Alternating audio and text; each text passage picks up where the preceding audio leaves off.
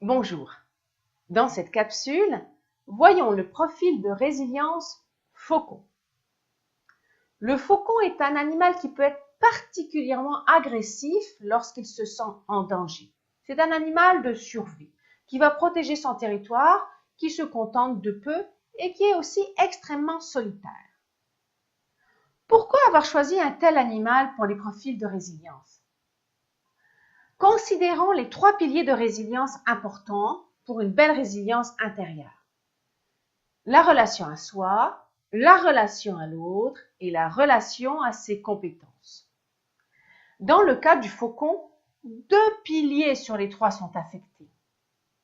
La relation à soi et la relation à l'autre.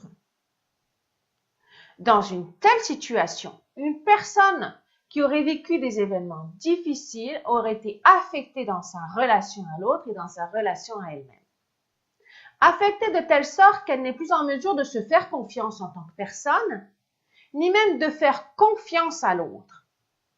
La seule chose qui va lui permettre de se tenir debout et de continuer à fonctionner, peut-être ses compétences. Sa relation à ses compétences. Elle va déployer énormément d'énergie à être dans l'action, à avoir des compétences de plus en plus développées.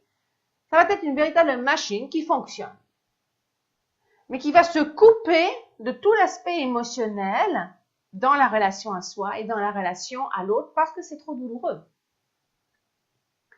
On n'est pas nécessairement d'emblée faucon lorsqu'on vit des événements difficiles. Il se peut fort bien qu'une personne qui est dans le profil du faucon ait d'abord traversé le profil du caméléon, ou alors celui du chat, ou encore celui du koala. Mais les événements se sont cumulés, ont touché différentes sphères de sa vie, et elle n'a pas été en mesure de traiter les choses, d'intégrer les choses lorsque les premiers événements sont arrivés et ont affecté son premier pilier.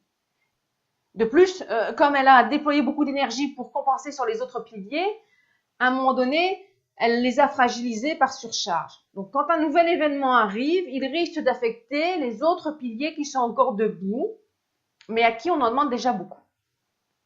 Donc, dans le cas du faucon, seules ses compétences vont le rassurer. Mais cela est très fatigant à la longue parce qu'il faut toujours être dans l'action. Dès l'instant où la personne dans le profil du faucon s'arrête de fonctionner, s'arrête de faire des choses, elle risque évidemment de sentir toute la douleur et la souffrance d'une faible perception d'elle-même et de la grande solitude dans laquelle elle s'enferme par manque de confiance en l'autre, justement. Êtes-vous de type faucon? Est-ce que le profil vous rejoint? Si tel est le cas, si les événements de la vie vous ont mis dans une telle situation, je vous invite à consulter la capsule 3 étapes pour rebondir afin de déterminer justement les différents moments où vous avez été affecté et quelles stratégies vous avez développées pour compenser. Si par contre le profil de faucon n'est pas celui qui colle tout à fait à votre situation, poursuivez votre visionnement des différentes capsules sur les profils de résilience et vous trouverez probablement celui qui vous correspond actuellement. Alors je vous dis à bientôt dans une prochaine capsule.